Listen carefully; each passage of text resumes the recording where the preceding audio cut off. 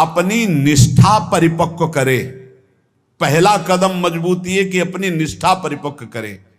कोई तुम्हें साथ नहीं देगा, कोई तुम्हारा इस मार्ग में मित्र नहीं होगा। जिसको मित्र बनाओगे वो घसीट लेगा प्रपंच की तरफ।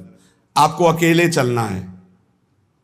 आज तक का पूरा खुद का अनुभव है, इस मार्ग में अकेले चलना है। इस मार्ग में हमको मरना है। जीवित मर जाए उलट आप में समा यह है दिलगिरी। हर समय कष्ट, 1 मिनट का कष्ट, हर समय का कष्ट, पूरे जीवन का कष्ट। मृत्यु जब तक नहीं होगी तब तक का कष्ट। लेकिन उस कष्ट से ना उदास, ना निराश, ना हताश, पूरे जीवन की बात है।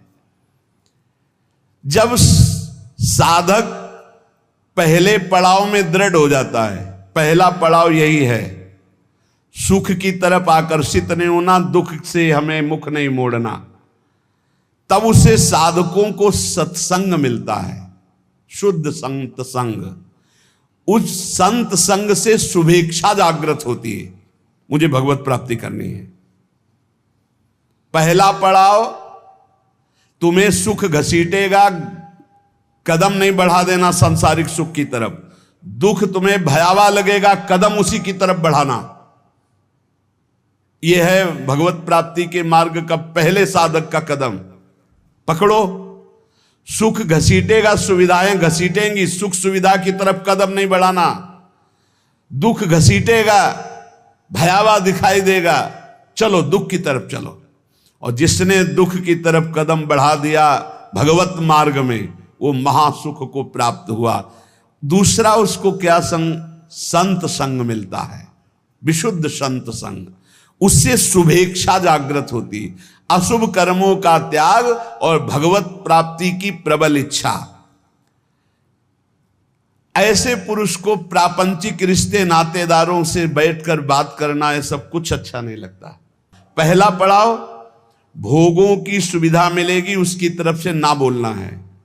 दुख है परमार्थ में, ये दिखाई दे रहा है आपको, लेकिन दुख नहीं, महासुख है। जैसे संसार में सुख है ये दिखाई दे रहा है, लेकिन ये भगवान कह रहे हैं दुखालय है, इधर सुख नहीं है। परमार्थ में दुख दिखाई दे रहा है, लेकिन इधर महासुख है, इधर कदम बढ़ाओ परमार्थ की तरफ। दूसरा, जे ही कदम बढ़ाओगे तो सच्चे संतों का संग मिल जाएगा, पहचान, शुभेच्छा जागृत हो जाएगी। पापाचरणों का त्याग और भगवत मिलन की, शुभ कर्मों की अंदर प्रबल इच्छा जागृत होगी। तीसरा, उसे बद्ध पुरुषों का संग अच्छा नहीं लगेगा। ये रिश्तेदार, नातेदार, सांसारिक भोगों में फंसे हुए लोग, ये अच्छा नहीं लगेगा। भले वो संसार के बीच में रह रहा है, लेकिन उसको इनसे प्रपंच की बातें करना, संसार के लोगों की रिश्ते नाते की बातें, ये अच्छा नहीं लगता। आंतरिक जब मन का आकर्षण भोगों की तरफ होता है, उस भोगों से मन को जलाते हुए परमार्थ की तरफ चलना है। क्या जाने संसारी पुरुष, इनको तो जब जो इच्छा हुई सो भोग लिया, ये क्या जाने चढ़ाई को, ये तो खिसकते हुए गए नरक की तरफ। और वो जब साधक संभल कर चलता है तब इनको लगता है नहीं नहीं, परमार्थ में इतनी ऊंचाई पर नहीं, भ्रष्ट करने के लिए वो उपदेश देते। तो बद्ध पुरुषों का संग ऐसे साधकों को अच्छा नहीं लगता। उसको अच्छा लगता है भगवत प्रेमी महात्माओं का संग, भगवत मार्ग की चर्चा करने वाले, कैसे हम माया पर विजय प्राप्त करें, कैसे भगवान से अनुराग प्राप्त करें। सजाती संतों का संग अच्छा लगने लगता है, और उसमें संतों के प्रति जो भाव आया उससे सद्गुणों की वृत्ति बढ़ने लगती है। सद्गुण जो भगवान को प्रसन्न करे, सद्गुण जो भगवान की प्रीति प्रदान करे। प्रपंच से पूरा मन हट जाता है उस साधक का। चौथी स्थिति आई, प्रपंच से पूरा मन हट जाता, बिल्कुल अच्छा नहीं लगता। जैसे स्वप्न झूठा, ऐसे संसार झूठा दिखाई देने लगता है। उमा कहूं मैं अनुभव अपना, सत हरि भजन जगत सब सपना। तब उसका हृदय बहुत ध्यान देने योग्य, भगवान अपनी तरफ घसीटने लगते हैं। इतनी स्थिति के बाद ये संयोग वही बनाते हैं। श्री तुकाराम जी कहते हैं, फिर चित्त ऐसा घसीटते हैं, देव वसे ज्याचे चित्तिम त्याची घड़ावी संगति।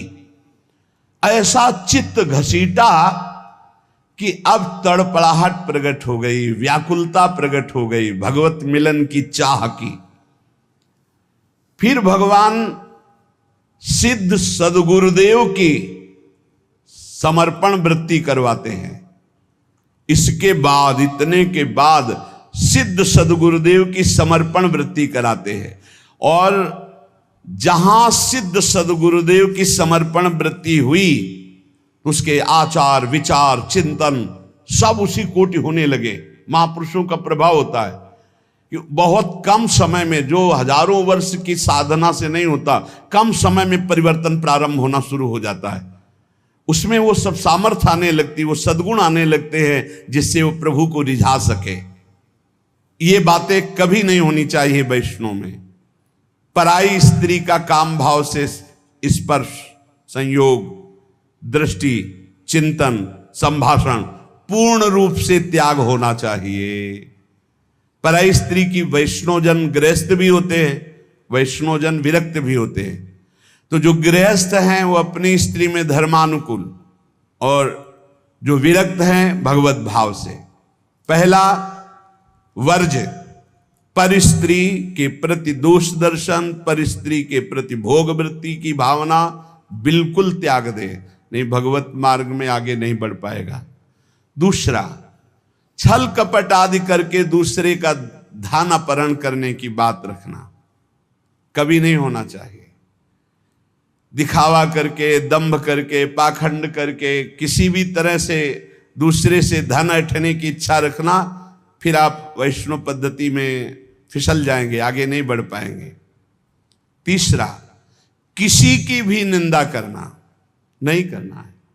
पर निंदा बिल्कुल ना सुननी है ना करनी। अगर वैष्णव धर्म में स्थित रहना है, परम आनंद प्राप्त करना है, पहला नियम किसी भी माता बहन के प्रति काम भाव नहीं।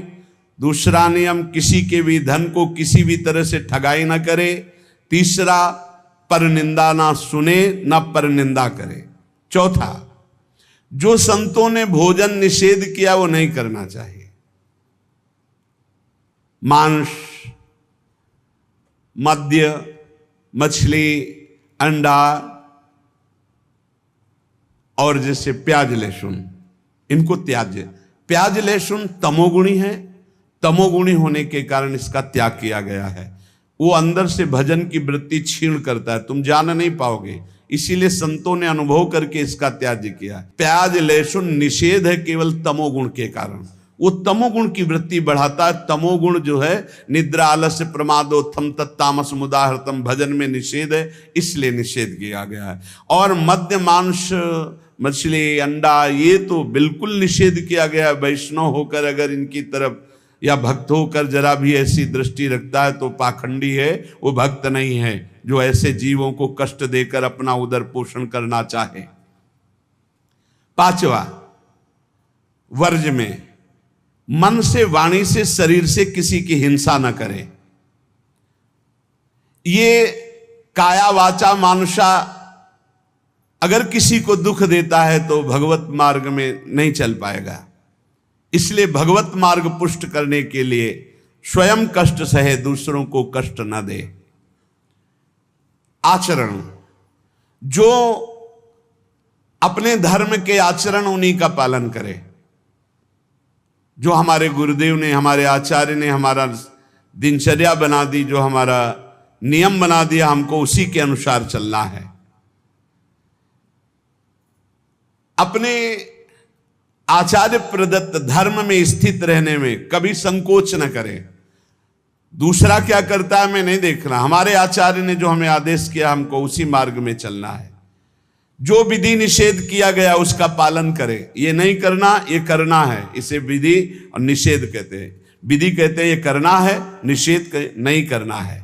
जो कहा गया है वैसे ही चले। प्रभु को प्रसन्न करने के लिए संतों के जो उपदेश है वो सर्ववंद्य हैं। इसलिए अपने धर्म के अनुसार जो आचार्य ने आपको उपदेश किया, गुरु ने उपदेश किया, जो ऐसे चलता है वो कर्म बंधनों पर विजय प्राप्त कर लेता है। 15वां, वैष्णव का परम स्वभाव है परोपकार करना, दूसरों को सुख पहुंचाना। सर्वम विष्णुमयम जगत, सब भगवत स्वरूप है। वैष्णव का धर्म है समस्त भूतों में भगवत भाव करके व्यवहार करना। कई बार चर्चा की कि किसी से व्यवहार करना तो पहली दृष्टि पड़ने पर उसमें राधा वल्लभ लाल देखो, मेरे प्रभु राधा वल्लभ लाल विराजमान हैं। अगर भगवत भाव नहीं किया तो पुण्य क्रिया भले हो जाए, वो भगवान की प्राप्ति कराने वाली क्रिया नहीं। इसलिए अच्युत भावना विहीन कर्म का ज्यादा महत्व नहीं, भगवत भावना युक्त किसी से भी कुछ भी। परोपकार ये बहुत बड़ा धर्म है। कोई बीमार है, कोई कष्ट में है, कोई वृद्ध शरीर है, हमें अवसर मिले तो हमें सेवा करनी चाहिए। अगर हमारे पास अर्थ है, कोई बीमार है, वो अर्थ की अव्यवस्था कारण सही औषधि नहीं उसकी हो पा रही, हमें कूद पड़ना चाहिए, हमें सहयोग करना चाहिए। धन की सार्थकता है इसी बात में कि दूसरों को हम सुख प्रदान कर सके। परोपकार सबसे बड़ा धर्म है। परहित सरिस धर्म नहीं भाई, पर पीड़ा सम नहीं अधमाई। श्री तुकाराम जी महाराज कह रहे हैं कि जब हृदय में भ्रांति उत्पन्न हो जाती है, भ्रांति क्या, भगवान में सुख है ये ना मानकर, भोगों में सुख है ये मानकर जब जीव बहने लगता है तो लुभायमान हो जाता है भोगों से, तो उसको सुख नहीं मिलता। यद्यपि जहां भोग भोग रहा है वहां भी परमात्मा है, क्योंकि परमात्मा के बिना कहीं कोई सत्ता ही नहीं। तो कह रहे हैं वो ऐसे लोग हैं जैसे जोंक या चीचड़, जैसे थन के पास ही वो चीचड़ लिपटा हुआ है, पर वो दूध नहीं पिएगा, वो खून चूसेगा। ऐसे ही जहां तुम भोग दृष्टि कर रहे हो वही परमात्मा है, उसमें ही परमात्मा है। और सही पूछो तो वही परमात्मा है, क्योंकि जड़ चैतन्य वही बना हुआ है। तुम जिसे भोग दृष्टि से देख रहे हो, चीचड़ की तरह तुम दुख भोग रहे हो, उस सुख सिंधु परमात्मा को नहीं समझ पा रहे। जैसे जोंक है, लिपटेगी वो खून ही पिएगी। जैसे मेढक आदि है तो वहीं तालाब में है, पर सरोवर में खिला हुआ कमल है, उसको पराग को नहीं पान कर पाएंगे, पराग का पान भौरा ही करता है। ऐसे ही वैष्णव जन भौरे हैं और भगवत विमुख ये चीचड़, जोंक और मेढक के समान टर टर व्यर्थ बातें करना और दूसरों को दुख देना, सुख भोगने के लिए हिंसा आदि तक में उतर जाना। वैष्णव पराग सेवी, भगवत आनंद सेवी भौरे के समान है। सदाचरण, नाम जप और नाम निंदकों से दूर रहना। जो भगवान के नाम की निंदा करते हैं, ये जोंक हैं, ये खून पिएंगे, ये चीचड़ हैं, दूध नहीं पिएंगे, परमानंद नहीं भोगने वाले, ये नाना प्रकार के क्लेश भोगने वाले। ऐसे लोगों से दूर रहो जो भगवान की निंदा करते, भगवान के नाम की निंदा करते, भगवत मार्ग की निंदा करते, वैष्णवों की निंदा करते हैं। भगवान का नाम एक नौका है। जो भगवान का नाम जपता रहता है मानो सुदृढ़ नौका में बैठा हुआ है। बिल्कुल चिंता मत करो, आप नाम जप करो, निश्चित आपको भगवत प्राप्ति हो जाएगी। श्री तुकाराम जी कहते, भव सिंधु के पार ले जाने वाली सुदृढ़ नौका नाम है। बस बैठ गए नाम में तो अब किसी की मत सुनो, ये आपको पार कर देगी। और तो और की बात रे, गोस्वामी जी कह रहे, नाम लेत भव सिंधु सुखाही, करहु विचार सुजन मन माही। नाम लेते भव सिंधु सूख जाएगा, है ही नहीं जहां पार होना हो। खूब नाम जप। ये देखो बड़े बड़े महापुरुषों की बातें हम इसलिए खोज खोज कर आपको सुनाते हैं, आपका दृढ़ विश्वास हो जाए। नाम एक सुदृढ़ नौका है। जो खूब नाम जप करता है वो सुदृढ़ नौका में बैठा हुआ भव समुद्र पार हो रहा है। बिल्कुल किसी की बात मत सुनो। बड़े बड़े सिद्ध महापुरुषों के जीवन चरित्रों को पढ़ के देख लो, केवल भगवान नाम से ही सिद्ध हुए हैं। जितने भी उच्च कोटि के महापुरुष हुए, तुकाराम जी सदैव भगवान के धाम को गए, जितने भी महापुरुष हुए आप उनके चरित्रों को पढ़ के देखो, आपको नाम मिलेगा। नाम, जीवन में नाम जितना उतने ही वो महापुरुष हुए। बीज पेड़ से ही प्रकट होता है, पर पेड़ बीज से ही प्रकट होता है। बताओ भाई, बीज फूटता है तब पेड़ प्रकट होता है, और पेड़ से ही बीज प्रकट होता है। तो पहले क्या हुआ? बड़ा विचित्र है। ऐसे ही नाम से नामी प्रकट होता है, और नामी से ही नाम प्रकट होता है। निर्णय करना कौन बड़ा है, को बड़ छोट कहत अपराधु। तुकाराम जी कहते हैं, पेड़ के पेट में बीज है, तभी तो फल रूप में आकर फिर बीज बनता है, और बीज के पेट में पेड़ समाया हुआ है। ऐसे ही भगवान में नाम विराजमान है, तभी परिचय होता है, और नाम में भगवान विराजमान है, तभी दर्शन होता है। नाम को पकड़ लो। निर्णय करना बड़ा मुश्किल है कि पहले पेड़ कि पहले बीज, क्योंकि बीज के बिना पेड़ नहीं, और पेड़ के बिना बीज नहीं। कैसे पर निर्णय कर पाओगे? बोले पेड़ बड़ा, तो बोले बीज के बिना पेड़ कहां से आ गया? तो बोले बीज बड़ा, तो बोले पेड़ के बिना बीज कहां से आ गया? बीज के बिना पेड़ नहीं, पेड़ के बिना बीज नहीं। तो पहले कौन हुआ? पेड़ हुआ कि बीज हुआ? निर्णय करना मुश्किल है। इसलिए सर्वलोक महेश्वर भगवान का नाम बीज है, और भगवान पेड़ है। ऊर्ध्वमूल मधा शाखा मस्वत्तम प्राहुरभ्यम, गीता जी में कह रहे, उसी पेड़ का बीज है नाम, और उसी नाम के पेट में पूरे के पूरे भगवान के ज्ञान, वैराग्य, भक्ति, रूप, लीला सब समाया हुआ है। बीज है भगवान का नाम। श्री तुकाराम जी कह रहे हैं,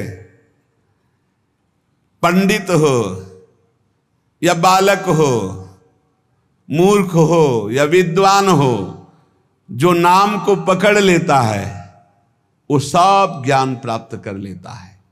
सब ज्ञान, बात पकड़ लीजिए।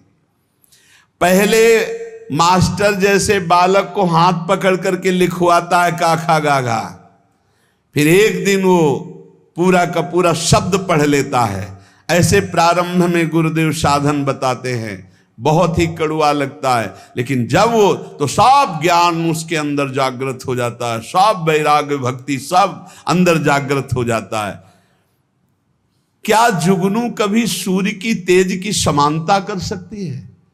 अन्य जितने साधन है सब जुगनू, वो भी चमकते हैं, और सूर्य है नाम की समानता कोई अन्य साधन नहीं कर सकता। इसलिए सूर्य स्वरूप भगवान के नाम का निरंतर गाय, अन्य साधनों की तरफ दृष्टि मत दो। अखिल जगत महासुख से पूर्ण नजर आएगा जिस समय निरंतर नाम चलेगा। लीला मात्र भगवान का ये माया क्षेत्र है, एक लीला मात्र। ऐसे तर जाओगे तुम्हें समझ भी नहीं पड़ेगा, सुख पूर्वक संसार से तर जाओगे। इस माया जाल से समाप्त होने के लिए तुकाराम जी कह रहे हैं, केवल मुख से तुम नाम उच्चारण करो, भवबंधन अपने आप छिन्न भिन्न हो जाएगा। केवल नाम उच्चारण करो। ये बड़े बड़े महापुरुषों के वचन हैं। भव सिंधु से पार हो जाओगे बिना प्रयास के, सुख पूर्वक यदि नाम जप करोगे। नाम जप की रुचि और बढ़े, इसीलिए ठाकुर सेवा का सौभाग्य मिला है। जैसे जैसे हृदय पवित्र होगा अपने आप नाम जप स्फुरित होने लगता है। तो जब ठाकुर सेवा का तुम्हें अवसर मिले तो जरूर दौड़ भागो, क्योंकि वो नाम जप में प्रीति बढ़ाएगा। ठाकुर सेवा, श्री जी की सेवा, ये तुम्हारे भजन की वृद्धि कर देगी। इस पे कभी ऐसा मत सोचो कि एकांत में बैठकर अगर मैं नाम जप करता तो ठीक था, ये हमको तो सेवा में लगना। सेवा से नाम जप की प्रीति और बढ़ती है। अगर देवालय में सेवा मिले या अपनी कुटिया में ठाकुर सेवा विराजमान करके मिले। देखो, भाट की तरह उनकी स्तुति करो और तुच्छ नीच भाव रखकर अपने को उनकी सेवा में लगा दो, तो तुम्हारे हृदय में नाम सतत चलने लगेगा। जैसे सूतमागध बंदी जन राजा का गुण गाते हैं, ऐसे दैन्य होकर के प्रभु के गुण गाओ। देखो ना, बड़े बड़े महापुरुषों के, सूरदास जी के अश्रु चल रहे, पद गा रहे, ठाकुर जी बैठे सुन रहे। ये भगवत मार्ग है, प्रेमियों का मार्ग है। इसमें अलग दैन्य भाव होकर पद गायन कर रहे और एकदम अपने को नीच समझ करके प्रभु की सेवा में लगे। बड़ी कृपा है जो हमसे सेवा करवा रहे हैं, नहीं तो पापाचरण भी तो शरीर से हो सकते। दो बातें यदि हो रही तो तुकाराम जी कह रहे हैं कि नाम जब बहुत शीघ्रता से निरंतर चलने लगेगा। यदि श्री जी की सेवा और श्री जी के गुणों का गायन, लीला गायन दैन्य होकर, जैसे राजा के सामने कुछ चंद धन के लिए सूतमागध बंदीजन उनका जस गाते, ऐसे हम प्रेम के लिए अपने आराध्य देव का जस गाते हैं। श्री तुकाराम जी कह रहे हैं कि बड़े बड़े देवता भी इच्छा करते कि मृत्यु लोक में मानव देह में हमारा जन्म हो जाए, तो हम ऐसा भजन करेंगे कि भगवान को प्राप्त कर लेंगे, स्वर्ग से भी ऊंची स्थिति प्राप्त कर लेंगे। और तुम मृत्यु लोक के भोगों में फंसकर भगवान को छोड़ रहे हो। तुकाराम जी कह रहे स्वर्ग के देवता इच्छा करते कि कभी भगवान हम पर कृपा करें, हमें मृत्यु लोक में मानव देह दे दे जिससे मैं भजन करके भगवान को प्राप्त करूं, और तुम मृत्यु लोक के भोगों में भगवान के भजन को छोड़ रहे हो। स्वर्ग के देवता स्वर्ग और स्वर्ग के भोग छोड़कर मृत्यु लोक में मानव देह में आकर भजन करके भगवान को प्राप्त करना चाहते हैं। आपको सहज में अवसर मिला मानव देह, अब मृत्यु लोक के भोगों में फंस करके नाम जप मत छोड़ो। इंद्रियां ये कलह करती ही रहेंगी यदि भगवत प्राप्ति नहीं हुई थी। मुझे ये भोग भोगना है, नेत्रेंद्री कहेगी मुझे देखना है, श्रवणेंद्री कहेगी मुझे सूंघना है, जनेंद्री कहेगी मुझे भूंगना। ये सब इंद्रियां, घ्राणेंद्री सूंघने की तरफ, श्रवणेंद्री सुनने की तरफ, भोग इंद्रियां भोगने की, कितनी कलह है। ये कलह तब तक बनी रहेगी जब तक भगवत प्राप्ति नहीं होगी। कल एक प्रश्न कर रहे थे कि मैं बैंक में ऑफिसर हूं, मेरी कामना थी कि मैं एक बड़ा पदाधिकारी बनूं, तो बन गया, लेकिन मुझे शांति क्यों नहीं मिली। मैं अधिकारी हूं, मेरे पास सब भोग सामग्री जो मैंने कामना की थी सब, फिर भी मन अशांत क्यों रहता है। उनका एक ही कारण है, मन को विश्राम भगवान के चरणों से ही मिलेगा। तब लग कुशल न जीव को सपने हो मन विश्राम, जब लग भजत न राम को शोक धाम तज काम। कह रहे हैं यहां तुकाराम जी, इंद्रियां परस्पर कलह करती रहेंगी जब तक भगवत साक्षात्कार नहीं होगा। जब इंद्रियों में अशांति, मन में अशांति, तो तुम्हें शांति का कैसे अनुभव हो जाएगा। देखो, बहुत ज्ञान की बात, तुम शरीर के रोम गिन सकते हो लेकिन भगवान की विभूतियों को नहीं गिन सकते। और जब तुम नाम जप करोगे तो सारी विभूतियां आप पर कृपा करेंगी, सारी विभूतियां आप पर कृपा करेंगी। मेरी जिससे प्राप्ति होती है वो शुद्ध पुण्यात्मा होता है। शुद्ध पुण्यात्मा वही है जिसके मुख में मेरा नाम होता है।